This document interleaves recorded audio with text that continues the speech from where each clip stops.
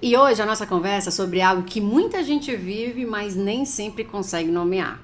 A maternidade transforma, mas também ela desafia muito a mãe e a mulher. Ela exige, ela cansa, emociona e muitas vezes ela sobrecarrega. E olha como sobrecarrega, falando como mãe. E para falar sobre esse universo com profundidade, sensibilidade, com prontidão, eu recebo a psicóloga doutoranda, especialista em sociologia e, acima de tudo, mãe, doutora Fernanda Cabral, hoje no nosso Talk Fi.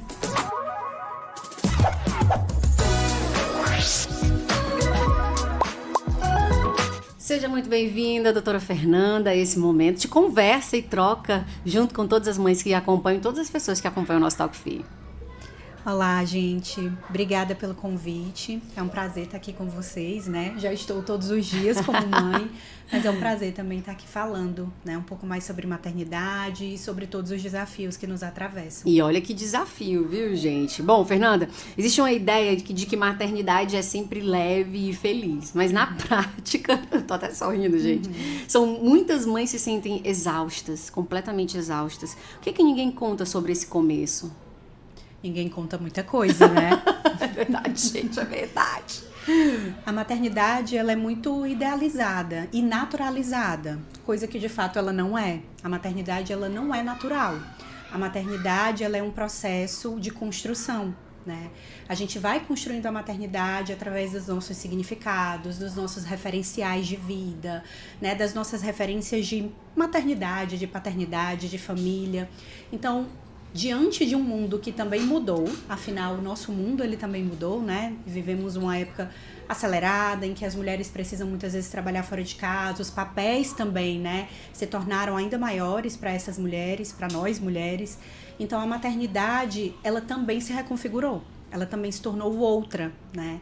E ela tem nos desafiado exatamente nesse lugar de equilibrar dentro do possível, se é que a gente tem um possível aí, mas equilibrar os nossos papéis, os nossos pratinhos da vida. Nossa, né? E quantos pratinhos, né, doutora? Muitos. Muitos pratinhos. Às vezes as pessoas até dizem que não é bom a gente normalizar de estar sempre equilibrando pratinhos. Exatamente. Por isso que eu falo do equilíbrio possível, porque não é um equilíbrio estático, ele é dinâmico. A cada hora a gente precisa se ajustar de alguma maneira.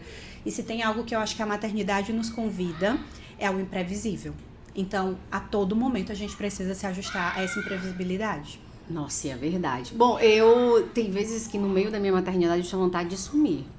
E aí eu pergunto pra você, é normal uma mãe, porque a gente ama profundamente os nossos filhos, né? Mas é normal uma mãe amar profundamente um filho e ao mesmo tempo sentir vontade de sumir por alguns minutos? Com certeza. Isso está totalmente dentro da normalidade. Como eu disse, a maternidade ela é muito normalizada e idealizada, naturalizada. Né? Então, é muito colocado dentro desse papel de que a maternidade é só amor, como se ela também não demandasse da gente outras capacidades ou também não nos confrontasse com as nossas sombras, com as nossas dificuldades, os medos. Com os medos, com as angústias, né? E muitas vezes com essa ideia de que a gente tem que dar conta de tudo ao mesmo tempo. Então, sim, em uma era que a gente vive trabalhando tanto e, como eu disse, dando conta de tantos papéis, é extremamente natural que às vezes a gente queira sumir, descansar, que a gente se perca um pouco nesse papel e aí volta tudo de novo. A gente vai precisando se reencontrar. Diariamente, né, doutora? Diariamente. E aí, como que a gente consegue diferenciar, já é um alerta para as mamães que se sentem extremamente cansadas, esse cansaço normal da maternidade de um sinal de alerta emocional, tipo, eu realmente preciso de um profissional, eu preciso de uma ajuda a mais? O principal sinal de alerta é quando a gente começa a perceber que isso se torna muito frequente, né? Então, não é uma oscilação que acontece pontualmente diante de uma situação. É um estado de ânimo, um estado de humor que persiste. Então, durante o nosso dia, durante o nosso cotidiano, se a gente vai percebendo que eu já acordo com um humor mais irritado, eu já acordo sem paciência, eu já acordo com um humor mais depressivo mesmo, em que muitas vezes eu não consigo me sentir capaz de estar com meu filho, de me conectar, que é um ponto importante da maternidade, essa conexão. Se eu me vejo ali com dificuldades ou impedida muitas vezes de sentir a presença. Mesmo por pouco tempo, né, Fernanda? Sim. Eu acho que já é um alerta. Já é um alerta. Claro que, como eu disse, né, a gente às vezes vai precisar de um momento para também descansar, a gente vai sentir estresse, Mas se isso perdura a ponto de me afetar emocionalmente, se eu começo a questionar o sentido de ser mãe, o sentido de ter um filho, ali a gente começa a ter um sinal de alerta do o que está acontecendo comigo? Que irritabilidade constante é essa? Que dificuldade de conexão é essa? Que perca de sentido é essa? Que tristeza constante é essa que me atravessa?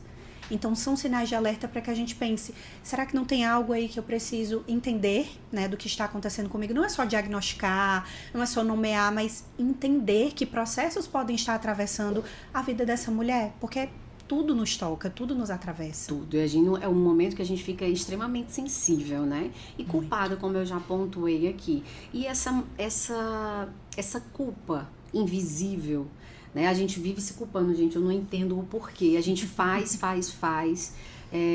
mas a culpa é inevitável, né? O que a gente aprendeu? Por que essa culpa existe diariamente, frequentemente dentro do nosso dia a dia, do maternar e tudo que envolve isso, doutora? Aí a gente volta lá para o começo. A naturalização que foi criada em torno da maternidade. De tudo que é criado no sentido de dever. Culpa vem daí, do que a gente assume, mais do que a responsabilidade, como dever. O que eu sinto que devo é aquilo que a gente normalmente se culpa.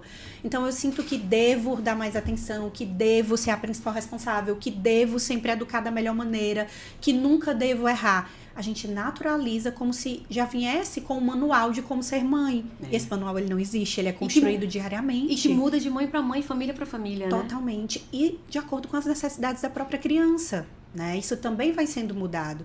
Então, a sociedade, ela criou para a mulher esse papel da maternidade idealizada, incrível, cheia de amor, que muitas vezes não dá conta dos desafios. Não traz pra gente esse reconforto de que existem desafios, existem dificuldades que a gente também precisa reconhecer no maternar. E, doutora Fernanda, uma mãe sobrecarregada, né, emocionalmente sobrecarregada, ela pode, sem perceber, afetar o desenvolvimento emocional do filho? Sim, infelizmente, né?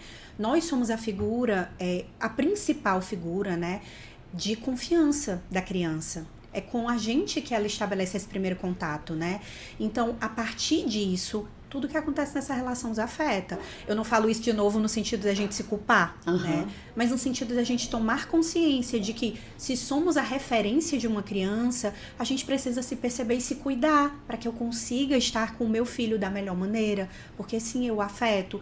Uma mãe sobrecarregada, ela tende a ter mais dificuldade de ter paciência, mais dificuldade de ter presença, de ter conexão emocional com a criança.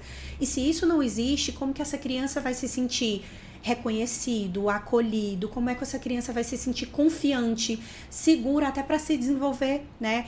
A gente fala dentro da psicologia, existem várias teorias do desenvolvimento humano, mas uma delas aponta pra gente que existe uma coisa chamada apego seguro. Eu preciso que a criança tenha uma vinculação segura com a mãe, com a figura materna, ou quem quer que seja nessa figura para ela, mas ela precisa desenvolver esse vínculo para que ela consiga explorar o mundo, as outras relações, o ambiente. Senão essa criança, ela não tem confiança, ela não tem senso de segurança. E isso atravessa desde a infância até a vida adulta. E às vezes o adulto perdido não entende o motivo de estar desse jeito, né? Com esse sentimento, né, doutora? Isso. Muitas vezes não tem um senso de si, uma autoconfiança, uma autoestima, que é desde a infância que é construída. Nossa, gente, muito, muito profundo isso também, né? E o que em pequenas atitudes no dia a dia, essas mães podem fazer para se proteger mentalmente, para se proteger e com isso proteger também o filho? Olha, eu acho que antes de tudo se reconhecer seus limites, né? A gente precisa reconhecer quando algo não vai bem, quando eu estou sobrecarregada e quando eu preciso de ajuda, né? No mundo que a gente vive, até por essa idealização do lugar da mulher e da maternidade, muitas vezes a gente tem dificuldade de pedir ajuda, ou a gente também tem dificuldade de exigir ajuda quando é necessário, porque nós não somos os únicos responsáveis por essa criança. Há casos que sim, a gente sabe, né? Caso de mãe solo, a depender da rede de apoio ali que exista, mas se a gente reconhece que existe uma rede de apoio, que a gente possa fazer uso disso. Trazer para perto quem pode ajudar nesse momento faz total diferença. Para que a gente possa ter um momento de respiro, para que a gente possa ter um momento de autocuidado, para que a gente possa descansar, que às vezes é o autocuidado mais básico que uma mãe precisa ter, né? Para que a gente consiga conversar, porque nós também temos anseios, dúvidas, questões. Procurar ajuda profissional, caso também sinta, né, que precisa desse espaço de elaboração, de entendimento. Mas se eu pudesse dizer algo que para mim faz muita diferença, uma rede de apoio é muito. Uma rede de apoio faz muita diferença na criação de uma criança. Gente, e isso em outras culturas também é dito, a gente não cria uma criança sozinha. Ninguém tem condições de criar uma criança sozinha. Mesmo uma mãe solo, ela precisa de ajuda das amigas, da escola, das pessoas que podem estar perto dos vizinhos, se forem pessoas de confiança. A gente precisa criar as crianças em comunidade, né? Até para que a gente consiga estabelecer outros vínculos e a gente também consiga ter tempo para descansar, para se reconhecer, para entender se tem algo ali a mais que eu posso fazer, que eu posso melhorar, que eu posso perceber, para que eu ofereça o melhor para o meu filho, né? Então, pequenas atitudes do dia a dia seriam isso, que a gente consiga aproveitar, reconhecer que rede de apoio é essa, aproveitar, e que a gente consiga, pelo menos assim, um momentinho que seja, tirar um tempo para se reconhecer, porque se a gente cuida da gente, a gente consegue cuidar muito melhor dos nossos filhos. Nossa, gente, isso é muito verdade. Às vezes, falando agora da minha maternidade, tem muitos momentos em que eu tiro para cuidar de mim, mas eu sinto aquela culpa de, eita, mas eu tô deixando ele com outra pessoa, sendo que eu poderia ficar com ele, mas eu tô tão cansada que eu não consigo estar presente mesmo estando lá. Que presença seria essa, né? Que presença seria essa, doutora? Não existe. Então, muitas vezes é melhor que a gente consiga tirar um tempo. Eu sei que a gente fica, né, nessa dualidade. Eu queria estar junto, mas ao mesmo tempo eu preciso também fazer outras coisas. Eu preciso de um tempo pra mim. E se a gente conseguir, não é sempre, mas é momentaneamente. É isso que a gente precisa lembrar. Eu não tô abdicando inteiramente do meu filho. Eu tô tirando um pequeno tempo para que eu possa me reconectar comigo e ser uma presença real para essa criança. Porque não adianta a gente estar junto se a gente não consegue se conectar. A gente tá ali no celular, ou a gente tá sem paciência. Ou está cansada demais. Eu não consigo sentar, eu não consigo brincar, eu não consigo dar atenção. Então isso também, né? Nem sempre é uma presença real. Então às vezes é melhor a gente conseguir reconhecer o nosso limite, tirar um tempinho que seja. E ali quando eu estou de verdade, eu estou entregue a ele. Isso ele vai lembrar muito mais do que quantas vezes minha mãe esteve comigo. Ele vai lembrar como era quando minha mãe estava comigo. A qualidade. A qualidade, a famosa qualidade. Você falou que a escola também pode sim ser uma rede de apoio, sim, né? E o que a escola pode fazer para ajudar não só as crianças, mas também os pais nesse processo emocional todo, doutora? A escola faz muito, né? Desde o momento que a criança entra aqui, que eles conhecem como essa criança é, a realidade dela, as necessidades. E quando eles fazem essa adaptação escolar com cuidado, com confiança, a gente está introduzindo a criança no mundo, né? Então a escola, ela é o segundo lugar, vamos dizer assim, de socialização da criança. A família é o primeiro, né? Oferece aquele suporte mais básico, emocional. E a escola vem em seguida, oferecendo essas outras habilidades sociais, dando suporte emocional, tendo paciência com a adaptação escolar. Isso foi algo que eu vivenciei muito aqui na McPhee. E que pra mim fez muita diferença. Eu também. Meu filho é muito apagadinho, né? Muito com a família. E a paciência desse processo fez toda a diferença para que ele amasse estar aqui, para que ele se desenvolvesse mais, para que ele confiasse. Lembra que eu falei que a gente, né, os pais, a mãe, é a referência primeira dessa criança? Sim. A escola também vai se tornando esse lugar de referência. Então, ele saber que quando ele chega aqui, ele tem a tia, no caso do meu, a tia Kelly, né? Ele tem a tia Laiana, ele tem alguma tia que vai recebê-lo com muito amor, com muito afeto. Eu tô dizendo pra ele de outra forma, né, simbolicamente, que o mundo pode ser confiável, que o mundo... Ele pode confiar naquela tia, Isso, né?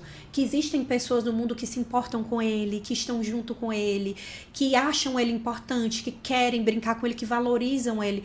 Olha o que eu tô construindo para essa criança emocionalmente.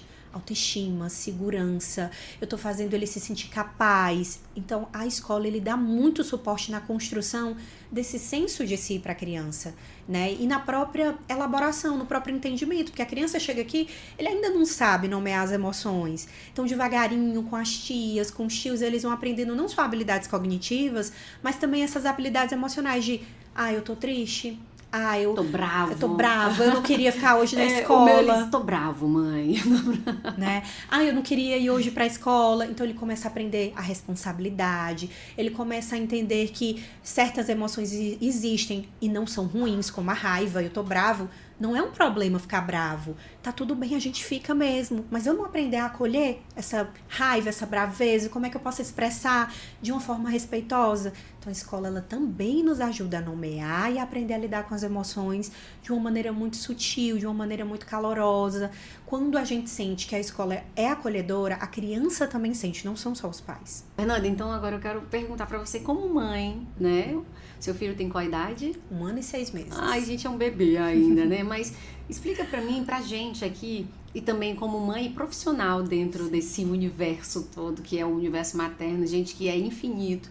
O que é o maternar pra você? O que significa esse momento maternidade? Tá.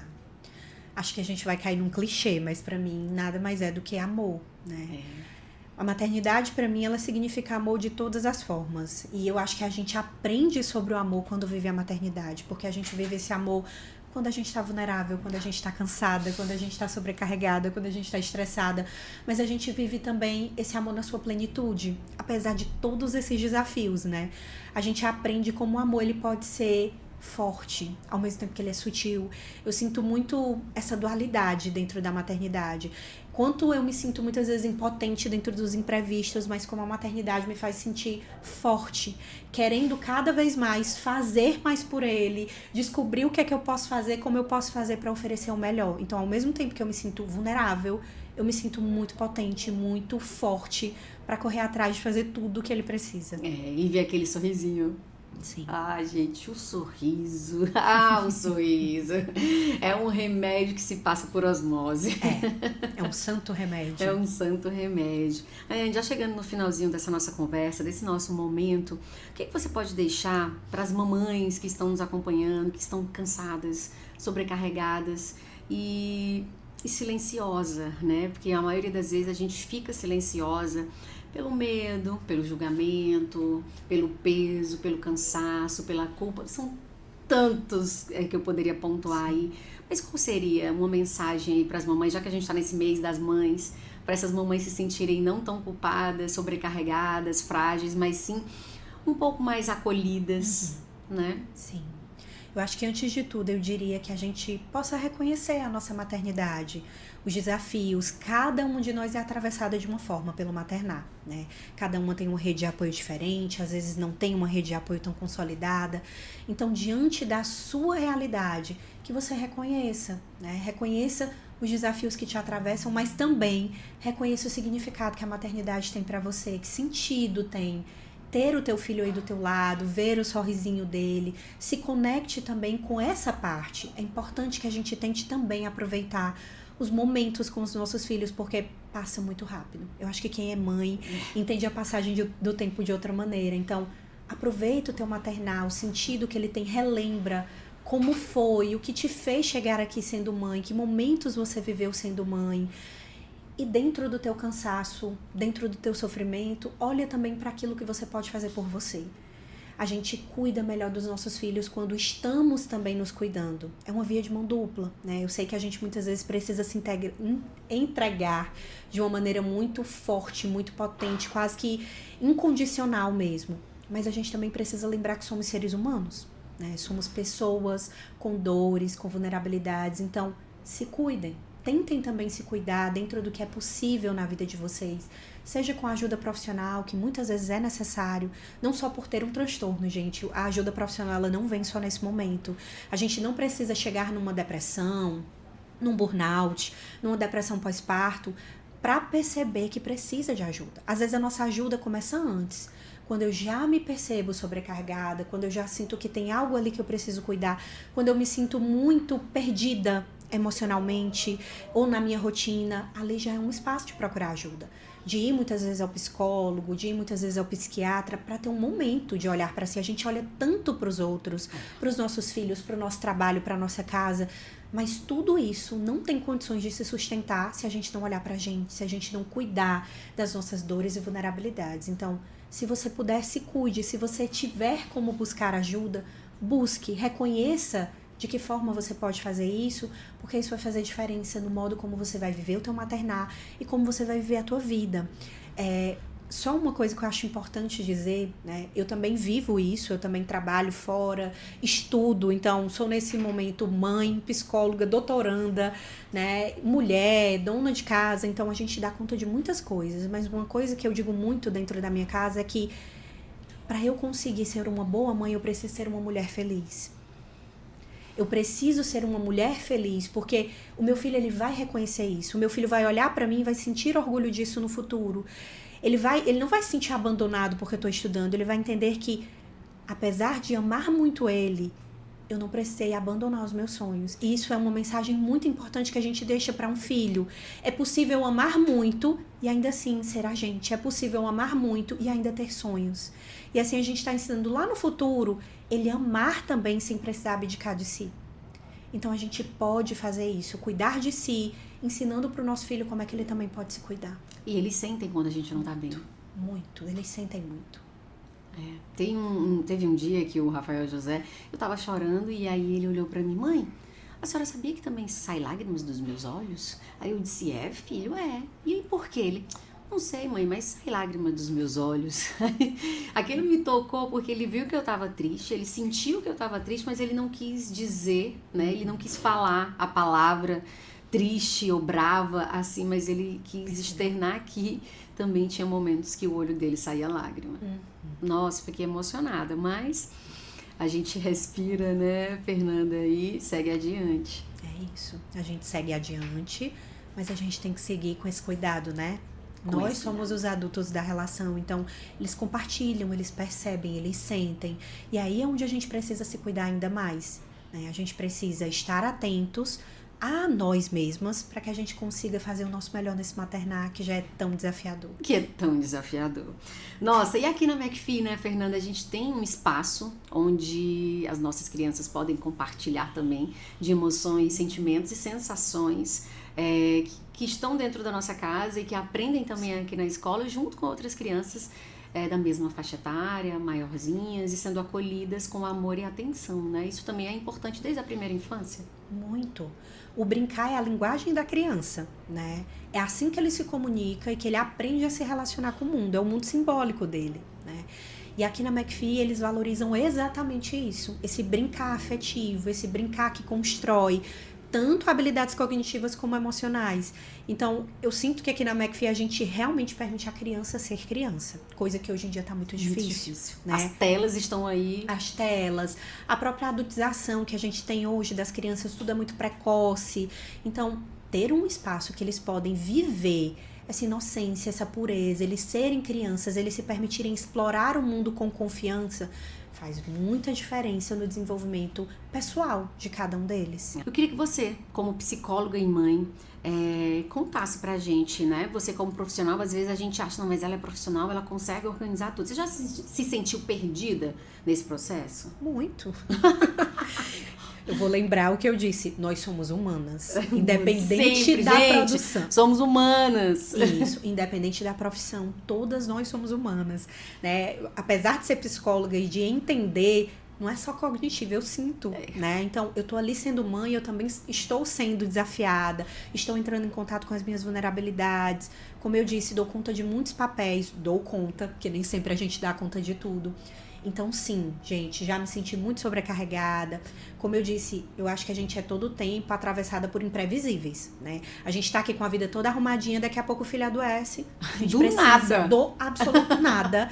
E a gente precisa dar conta disso. A gente larga tudo pra cuidar deles. Então, a gente se sente culpada também. Depois de, eu quero estar aqui, mas eu tenho isso e aquilo pra dar conta. Tenho mais responsabilidades. Então, é normal, né? Eu tenho a teoria, mas na prática, obviamente, eu também sinto, eu também me desestabilizo, e aí é onde entra a minha terapia pessoal, né? Na minha terapia pessoal eu trabalho muito qual o imprevisível da semana, como é que eu vou me cuidar diante disso para que eu consiga estar com ele, como é que eu vou me organizar, né, dentro da desorganização que a vida às vezes nos convida para conseguir estar da melhor maneira com ele. Nossa, gente, que profundo. Eu espero que todos vocês que estão nos acompanhando, não só mãe e mulher, mas também quem faz parte de uma rede de apoio, possam de fato absorver tudo que a Fernanda trouxe aqui pra gente, porque foi muito importante, é muito importante, e que vocês possam levar para muitas e muitas pessoas, né? E assim fazer com que todas as mulheres possam se sentir mais fortes. Isso. Ninguém se solta a mão de ninguém. Não. Precisamos dessa comunidade para criar as nossas crianças e para sermos mães melhores, né? Mães que conseguem compartilhar, se ajudar, crescer juntas, ser mãe, ser mulher. Ser presente. Ser presença. Sem culpa, tá, gente? Tá aí sem culpa, vivendo cuidando sem culpa. das nossas culpas, porque elas tendem a aparecer, mas a gente pode cuidar disso. Bom. Ai, que maravilhoso, viu, Fernanda? Amei você estar aqui. Muito obrigada pela sua participação, por esse momento, por essa troca. Eu quero lembrar que você que está nos acompanhando pode sugerir também um tema que você queira compartilhar. Aí a gente vai trazer também profissionais e mães para estarem junto com a gente. Conversar sobre saúde mental na maternidade é, acima de tudo, um ato de cuidado, viu, gente? Cuidado com quem cuida. É muito importante isso.